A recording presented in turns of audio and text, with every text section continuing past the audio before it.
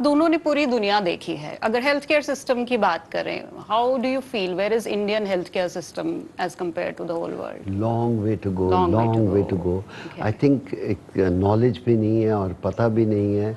I think बहुत दोनों, बार बार मैं एजुकेशन एंड हेल्थ केयर की बात करता हूँ। एजुकेशन उससे भी ज़्यादा इम्पोर्टेंट है। एजुकेशन आती है तो आपको समझ आती है health is how important is that. आपको कोई बेवकूफ़ नहीं बना सकता अगर आप एजुकेटेड हैं। अगर आप एजुकेटेड नहीं आके जो डॉक्टर बोलेगा करना तो वही है, फिर भी आप क्वेश्चन करने की हिम्मत नहीं रखते। तो इसलिए आई थिंक इम्पॉर्टेंट है कि आप दोनों तरफ बराबर चलना है। आज ज़रूरत है हिंदुस्तान में। बिल्कुल सर। क्योंकि अगर हम देखते हैं WHO का आंकड़े की बात अगर हम करते हैं तो 1000 लोगों पे जो बेड की संख्या हमारे देश में है अभी वो 1.3 और 1.4 के लगभग है, जबकि होनी 3.5 चाहिए। तो उस तरह से जैसे पाजी ने कहा कि हम लोग अभी डेवलपिंग स्टेज पे हैं। जैसे कि हमारा सपना जो हमारा इस प्रोग्राम में मिशन ऑफ डेवलपिंग इंडिया की हम बात करते हैं, पिछले 45 एपिसोड से हम बात करते आ रहे हैं मिशन ऑफ डेवलपिंग इंडिया की 2047 में भारत कैसे विकसित भारत बनेगा। तो इसीलिए हम बोलते हैं कि विकसित भारत जब बनेगा तब हम कह सकते हैं कि जो हेल्थ केयर है वो भी हमारा विकसित होगा। उस समय हेल्थ केयर सबको मिल रहा होगा और एक अफोर्डेबल और अच्छा हेल्थ केयर सबको मिल रहा होगा, तभी विकसित भारत बन सकते हैं। बिल्कुल। चलिए, जब आपने स्टार्ट किया सर, हमने भी देखा था सीएम सर आए थे, सीएम योगी आदित्यनाथ यहाँ पर आए थे, उन्होंने इनॉग्रेशन किया था। हाउ वाज दैट कि एक आपने ड्रीम कंसीव किया during the time of Covid और उसके बाद फिर एक ऐसा दिन आया कि सीएम स्टेट का खुद आके इनॉग्रेशन कर रहा है, वो डे कैसा था, कैसे आप उसको देखते हैं, डिस्क्राइब? देखिए, मैं ये कहना चाहूँगा, मेरे को तो माननीय मुख्यमंत्री जी आए तो उससे पूरे, क्योंकि वो एक पूरा व्यक्तित्व ऐसा है कि वो पूरे अपने आप में इंस्टीट्यूशन है और वो उनको एक बहुत बड़ी बात है कि उनको हॉस्पिटल चलाने का भी एक्सपीरियंस है। जब क्योंकि वो गोरखपुर में एक हॉस्पिटल चलाते थे, चैरिटेबल हॉस्पिटल, देखते थे और लोगों की मदद करते थे। गरीब जो भी होता था उन सबको वो एक अफोर्डेबल और फ्री में, अफोर्डेबल नहीं कह सकते, फ्री में मेडिकल चैरिटेबल। तो उन्होंने एक बहुत बड़ी बात कही थी जब वो आए थे। उन्होंने कहा कि मरीज की आधी बीमारी तभी ठीक हो जाती है जब डॉक्टर उससे अच्छे तरीके से बात करता है या स्टाफ उससे अच्छे तरीके से पूछता है। तो वो टैगलाइन मुझे आज भी याद है और वो बहुत ही अच्छी और बड़ी टैगलाइन थी। वो सभी मेडिकल स्टाफ के लिए एक मोटिवेशन था कि भाई आपने अगर मरीज से अच्छी तरह बात की, उसका दर्द अच्छी तरह समझा, तो उसकी आधी बीमारी तभी दूर हो जाएगी। और पाजी इस पे कुछ रोशनी डालेंगे? नहीं, आपने नहीं, स्टेट गवर्नमेंट का इन्वॉल्वमेंट जब किसी सिस्टम में जुड़ जाता है तो ऑलरेडी बेटर करने का और ज्यादा प्रेशर भी बढ़ जाता है और जोश भी बढ़ जाता है। सो दैट वे में आपका प्रश्न था कि वो यहाँ पर आए, बड़ा अच्छा लगा। फर्स्ट ऑफ ऑल हमें तो मौका भी नहीं मिला उनको दोबारा थैंक यू कहने का कि एक आप हमारे प्रोग्राम के माध्यम से थैंक यू बोल दीजिए। हम बोल रहे हैं, आपके माध्यम से बोल रहे हैं, धन्यवाद कहना चाहते हैं। और बाकियों को भी जिन्होंने यहाँ पर ऑर्गेनाइजेशन है, फायर है, वाटर, बहुत सारी ऑर्गेनाइजेशन आती है, सब ने हेल्प की क्योंकि हम इस फील्ड से नहीं थे। तो शायद सीएम का भी यही थॉट प्रोसेस था और उनको रिक्वेस्ट की अगर आप आए, तो उन्होंने हवन भी किया। इतना अच्छा लगा कि उनका क्या था एम कि यूपी को बढ़ाना है। ये नहीं है कि क्यों आए, किसी कोई बुलाता है तो काफ़ी जब बिजी नहीं होते, जब टाइम निकालना है निकाल लेते हैं, बट उनका आइडिया बहुत अच्छा था कि I want to make UP one of the best state in the country. तो इस कारण वो इंसान थोड़ा बढ़ चढ़ के काम करता है और वो आए, अच्छा लगा कि हमें भी इम्पैक्ट मिला। उनको भी हम जितनी इज्जत देना, हम दे क्या सकते हैं, बट इज्जत ही दे सकते हैं उनको। हमने अपनी तरफ से कोशिश की। बिल्कुल। और मैं देख पा रही हूँ कि आप दोनों दिग्गज हैं अपने अपने फील्ड में और हम हेल्थ केयर के बारे में, हॉस्पिटल के बारे में, केडीएसजी के बारे में बात कर रहे हैं। And one question what I really want to ask both of you, what keeps you energetic and healthy despite of being so busy, और इतने साल का एक्सपीरियंस और इस एज में भी एनर्जी, हेल्थ कॉन्शियस, और आप तो स्पोर्ट्स में रहे हैं, स्पोर्ट्स और health are directly interconnected to each other. So what was your take on health या कैसे आप मेंटेन किया और एवरीथिंग? देखिए, उम्र बढ़ती है तो थोड़ा बहुत आपका डाइजेस्टिव सिस्टम, आपको थोड़ा एक्सरसाइज ज़्यादा, खाना थोड़ा कम खाना पड़ेगा, समय पे खाना पड़ेगा। और आप हेल्थ केयर में हो, अगर अपने आप को ही नहीं फिट रखते तो आप दूसरों को क्या करोगे? जी जी जी। तो मेरा तो आइडिया यही है कि can I look after myself, if I look after myself I can offer that to other people. ये मेरा सिंपल थॉट प्रोसेस है। अपने आप को फिट रखोगे तो लाइफ ही वही है, अदरवाइज एक बार बैठ गए बिस्तरे पे तो फिर क्या लाइफ। आप तो रोल मॉडल हैं, whole world looks up to you, want to be like you. तो Sunil sir, what's your take on health and taking care of yourself, और कैसे मेंटेन आप सब? देखिए, मैं कहता हूँ कि हेल्थ तो सबको ही अपने हेल्थ का ध्यान रखना चाहिए, लेकिन एक इम्पॉर्टेंट बात है, जब आपका कोई पैशन होता है और आपका कोई सपना होता है और आप उस सपने के पीछे जा रहे होते हैं उसे पूरा करने के लिए, तो मुझे लगता है सब चीजें अपने आप मैनेज होनी शुरू हो जाती है, क्योंकि आप अपने पैशन को पूरा कर रहे हो, आप अपने सपने को पूरा कर रहे हो। तो जब भी कोई व्यक्ति अपने पैशन के पीछे जा रहा होता है तो मुझे नहीं लगता उसे थकावट होती है, मुझे नहीं लगता उसको टाइम की कमी होती है, मुझे नहीं लगता कि वो अपनी हेल्थ का ध्यान नहीं रखता, क्योंकि वो सब कुछ ऑटोमेटिकली होने लगता है जब आप पैशन के पीछे भाग रहे हो। देखिए, खाना पीना हिंदुस्तान में बहुत मज़ेदार है, टेस्टी है। कोई ऐसा 1% भी लोग नहीं होंगे कि जो कहे मुझे खाना पसंद नहीं है। खाना सबको पसंद है, अपने आप को कंट्रोल करना बेटर फॉर द फ्यूचर, वो आपके ऊपर है। बिल्कुल। सो थोड़ा सा स्पोर्ट्स के बारे में भी अब बात कर लेते हैं, हेल्थ केयर से हटके। और स्पोर्ट्स में जिस तरीके से सर आपने लंबा करियर आपका रहा है, और not only cricket but golf and other sports as well, तो क्या ड्रिफ्ट आप देखते हैं during your younger days when you were active, और अब के जो स्पोर्ट्स पर्सन हैं, क्या चीज़ आप देखते हैं? बिकॉज व्हाट आई फील, अब इंडोर्समेंट्स ज़्यादा हैं, उस तरफ ध्यान ज़्यादा है। अर्लियर जब थोड़े कुछ डेकेड्स पहले जैसे स्पोर्ट्समैन थे, जितनी शिद्दत से वो काम करते थे, थोड़ा सा मिसिंग है या कैसे डेविएट हुआ है, क्या आप फील करते हैं? थोड़ा सा क्लैरिटी कर देता हूँ कि अगर एक प्लेयर की 15 साल या 12 साल उसका प्राइम टाइम है जो अपना देता है, अगर वो एक ऐड करता है उसमें एक दिन लगता होगा, पर आप उसको 1000 बार टीवी पे देखते हैं तो आपको लगता है आप सिर्फ वही कर रहे हो। एक प्लेयर अगर 7 दिन टोटल या 10 कंपनी या 7 कंपनियों को दे देते हैं, 7 दिन या 10 दिन या 14 दिन, और बेटरमेंट अपनी लाइफ के लिए, तो कोई गलत नहीं है।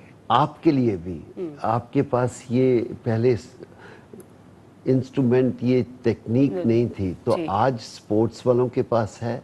स्पोर्ट्स इतना बढ़ गया है, तो I feel it's important look after the sports people.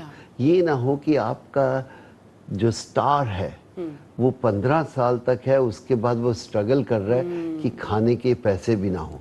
तो इसलिए अगर उसको ऐड थोड़ी सी इनकम हो जाती है, तो ऐसा नहीं है कि वो सारा समय सिर्फ एडवर्टाइजमेंट, वो एक दिन देते हैं, जैसे आज हमने दिया आपको, आपने इंटरव्यू आप 1000 बार दिखाएंगे, इसका मतलब ये नहीं कि हम 1000 बार आपको इंटरव्यू दे रहे हैं, वो एक ही इंटरव्यू है। बाकी एडवर्टाइजमेंट कंपनीज होती हैं, उनको बार बार रन करती हैं, इम्पोर्टेंट टाइम पे रन करती हैं, तो हमें लगता है इनको और कोई काम नहीं है, यही करते रहते हैं जब वो परफॉर्मेंस नहीं देते। तो आई थिंक परफॉर्मेंस और उनकी पर्सनल लाइफ में हमें ज़्यादा इंटरफेयर नहीं करना चाहिए। और सुनील सर, हम अक्सर अपने शो में बात करते हैं मिशन 2047 की, जहां हमने स्पोर्ट्स पे भी बात की है कि स्पोर्ट्स किस तरीके से रोल प्ले करेगा मिशन 2047 अचीव करने में, और सिमिलरली हेल्थ केयर भी। स्पोर्ट्स और हेल्थ केयर आपस में इंटरकनेक्टेड भी है, क्योंकि स्पोर्ट्समैन का फिट होना बहुत जरूरी है। और सर से भी मैंने जैसे पूछा था कि बहुत साल पहले क्या स्पोर्ट्समैन को वैसी हेल्थ केयर सर्विसेज मिलती थी जैसी आज है, प्रॉपर उनके फिजियोथेरेपिस्ट है या जैसी भी हेल्थ केयर उनको मिलती है, तो ये चीजें जब प्रोवाइड होंगी, साथ में मिलेंगी स्पोर्ट्स और हेल्थ केयर, तो कहाँ फिर हम मिशन 2047 कितने जल्दी अचीव कर पाएंगे? देखिए, मुझे लगता है कि वो आपका क्वेश्चन बहुत अच्छा है, क्योंकि पहले लोगों को खुद अपना ध्यान रखना पड़ता था। जैसे पाजी क्रिकेट खेल रहे थे तो खुद ज्यादा ध्यान रखना पड़ता था, लेकिन सरकार या बोर्ड की तरफ से शायद उतनी सुविधाएं नहीं थी कि पूरे मेडिकल चेकअप हों और एक मॉडर्न तरीके से हम उनका डायग्नोस कर सकें क्या कब कैसे बढ़े, जो आज अवेलेबल है। तो उसका एडवांटेज है कि आज खिलाड़ी उस सबका एडवांटेज लेके खेलते हैं। तो ये बहुत अच्छी बात है, जब भी हम डेवलप होंगे, जैसे बाकी डेवलप कंट्रियों में होता है कि हर खिलाड़ी को सारी सुविधा मिलती है,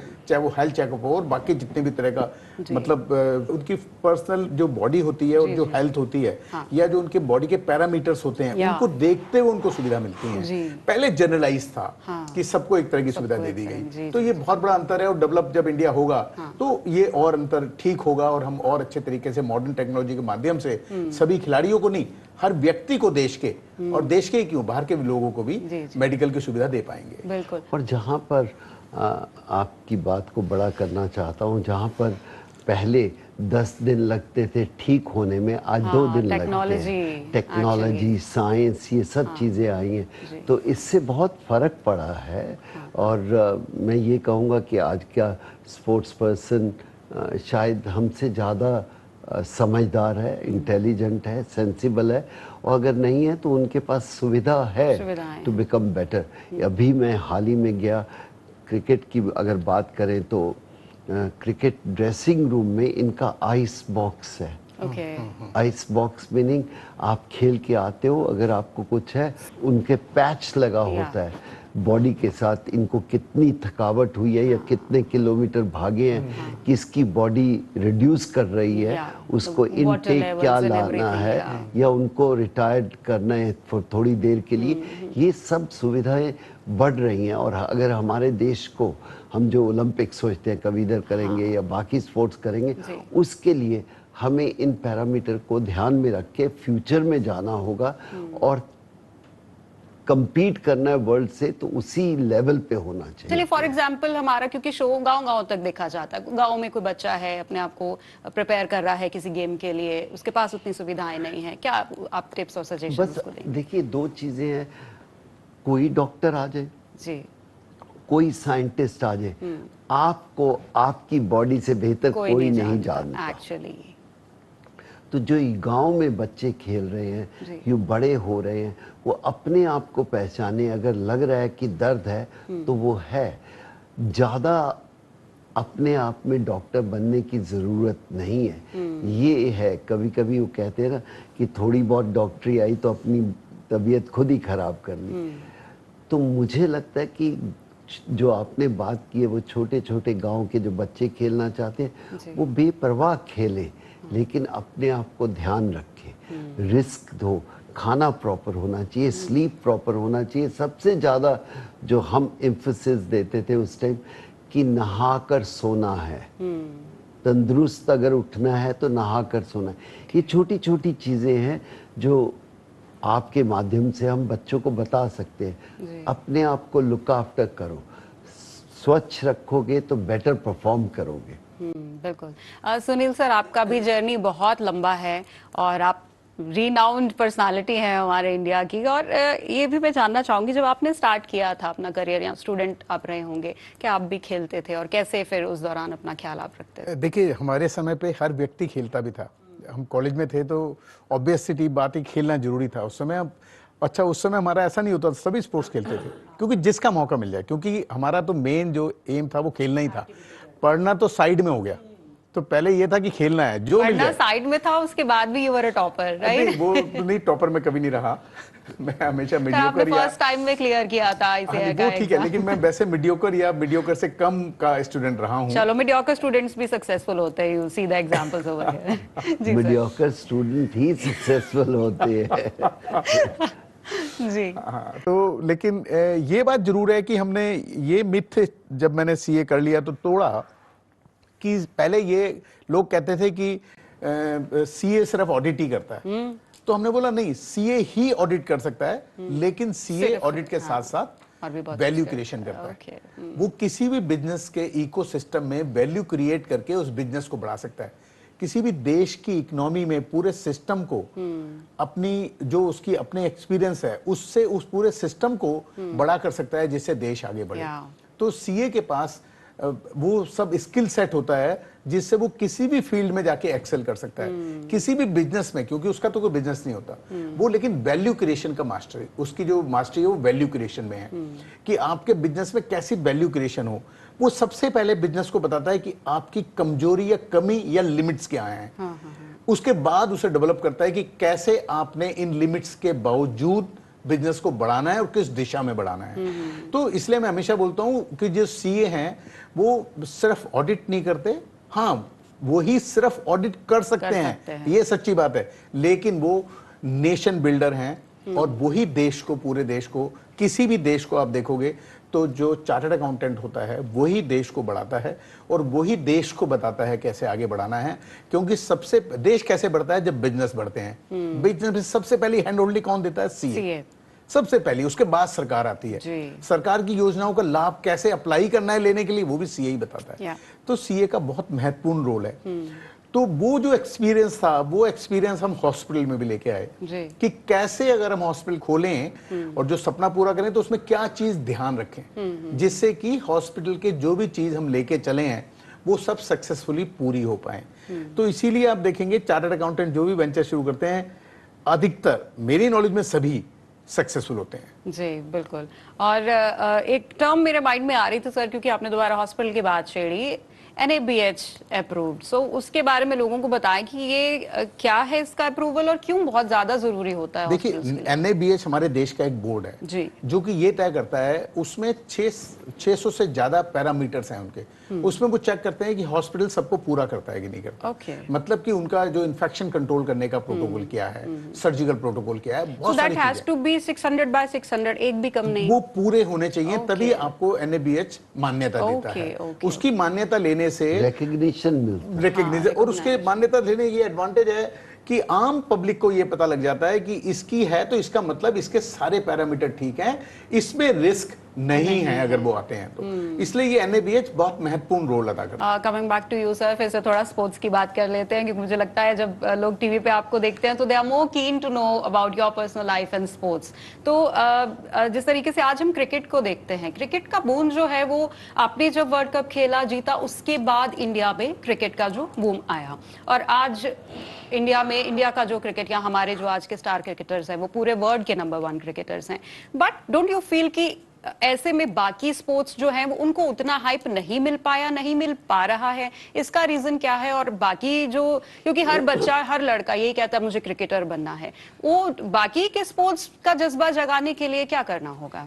क्रिकेट खेला हूँ तो मैं क्रिकेट की पहले बात कर लेता हूँ कि इन्होंने बहुत अच्छी मार्केटिंग की है। ओके, अगर अच्छी मार्केटिंग की है तो हर किड खेलना चाहता है, और बाकी खेलों को भी चाहिए कि अपनी स्पोर्ट्स की मार्केटिंग करें। बाकी थोड़ी बहुत रिस्पॉन्सिबिलिटी आप जैसे लोगों के पे आ जाती है कि नेशनल टीवी पे बाकी स्पोर्ट्स भी ज़्यादा दिखाओ। अगर आप क्रिकेट ही सबसे ज़्यादा दिखाओगे, हमेशा दिखाओगे, तो यंग बच्चा तो वही करेगा जो वो देख रहा है। तो हमारी रिस्पॉन्सिबिलिटी बढ़ जाती है कि हम जो स्पोर्ट्स है इक्वली डिस्ट्रीब्यूट करें बाकी खेलों को भी। एक समय सब हॉकी खेलते थे, अगर आप हॉकी खेलना देखेंगे ही नहीं बच्चे तो कैसे होगा? अब ओलंपिक्स आया है तो आप देखिए सब बच्चे फुटबॉल खेलते हैं, तो प्रमोशन करना बहुत ज़रूरी है। तो क्रिकेट बोर्ड को मैं ये कहता हूँ कि उनसे बेहतर मार्केटिंग किसी ने नहीं की। आज इस तरह है कि दुनिया के तमाम लोग कहते हैं कि हमें हिंदुस्तान जाके खेलना है। एक समय ऐसा नहीं था, कोई आना नहीं चाहता था। बड़े बड़े प्लेयर जब होते थे वो शायद हिंदुस्तान में लैंड भी नहीं करते थे, और आज तमाम दुनिया के प्लेयर आते हैं। दूसरा, हमें दूसरी खेलों के ऊपर गवर्नमेंट को भी, ऑर्गेनाइजेशन को भी थोड़ा और महत्व देना पड़ेगा और देना चाहिए। इंसेंटिव बड़े होंगे। आपके बच्चे हैं, अगर उनको लगता है कि फुटबॉल में कुछ इंसेंटिव नहीं है, वो क्यों भेजेंगे? आप क्यों अपने बच्चों को डॉक्टर, इंजीनियर, साइंटिस्ट, अकाउंटेंट बनाते हैं? इंसेंटिव की बात करते हैं, इंसेंटिव ठीक है, ओके, बट इंसेंटिव क्या स्टारडम इंसेंटिव है? क्योंकि क्रिकेट में स्टारडम का ज्यादा थोड़ा बोलबाला और गेम बेस का। स्पोर्ट्स वालों को भी दिखाइए ना, बनाइए उनको स्टार। वो है sir, all every sportsman is a star sir. No, हमारे इतने अच्छे रेसलर हैं, उनको प्रमोशन मिलनी चाहिए, उनकी मार्केटिंग अच्छी होनी चाहिए, जो ऑर्गेनाइजेशन है जो लुक आफ्टर करती है। तो इन चीज़ों के ऊपर बहुत ध्यान देना होगा कि बाकी स्पोर्ट्स के लोग कैसे आगे आए, सिर्फ क्रिकेट के नहीं। अगर सारा देश क्रिकेट खेलेगी तो नेचुरली बाकी प्लेयर नहीं आएंगे। तो हमें डिस्ट्रीब्यूट सही करना चाहिए, इंसेंटिव सही होना चाहिए। इंसेंटिव का मतलब क्या है कि अगर क्रिकेट खेल गए तो तुम्हारी 7 पुश्तों की लाइफ बन गई। एक्चुअली राइट, अगर आप दूसरी खेल खेलोगे तो शायद आपकी अपनी लाइफ भी ना। तो वहां पर पेरेंट्स फिर इंकरेज नहीं करते कि तुम जाके फुटबॉल खेलो, हॉकी खेलो, बास्केटबॉल खेलो। इसलिए बाकी गेमों में भी इवनली थोड़ा सा, मैं ये नहीं कहता क्रिकेट के पास आ जाओ, अगर आप करीब आने की कोशिश करोगे तो फिर जाके हम कह सकते हैं हमारी स्पोर्टिंग नेशन है। At the moment cricketing nation है हमारी। एक्चुअली क्रिकेट तो धर्म मानते हैं इंडिया में। वन मोर थिंग सर कि अभी हम आपके टाइम की बात कर रहे थे, तब एक प्लेयर एक अपने क्राफ्ट को या गेम को 10-15 साल देता था, तब जाके वो स्टारडम या नाम बनता था। आजकल उतना ज़्यादा टाइम देते भी नहीं है। For example if you talk about Vaibhav Suryavanshi, so he became a star in like 2 to 3 years, right? और यही स्टारडम हासिल करने के लिए पहले 10 से 12 साल लग जाते थे। तो व्हाट्स द, शायद उससे भी ज्यादा। हाँ, what's the reason behind that? Technology नहीं, आपके पास फोन नहीं थे। देखिए, आप इग्नोर नहीं कर सकते। आज हर बच्चे को, इवन रिक्शा वाले को, पान वाले को पता है ये कौन लड़का है। और उससे पहले हमारे समय में पहले क्रिकेट बताना होता था, क्रिकेट क्या है। तो आज गेम इतनी पॉपुलराइज हो गई है, आपके पास टेक्नोलॉजी है, आपके बड़े बड़े ब्रांड बन रहे हैं, यंग बच्चे आके बन रहे हैं, तो वो एडवांटेज है तो है। तो कंपेयर करना आज से 40 साल पहले, क्योंकि टेक्नोलॉजी नहीं थी, वर्ल्ड नहीं ऐसे घूमा था। आज दुनिया डिफरेंट डायरेक्शन पे जा रही है, तो अगर हम उनके साथ नहीं चलेंगे तो फिर कहीं ना कहीं हम पिछड़ जाएंगे।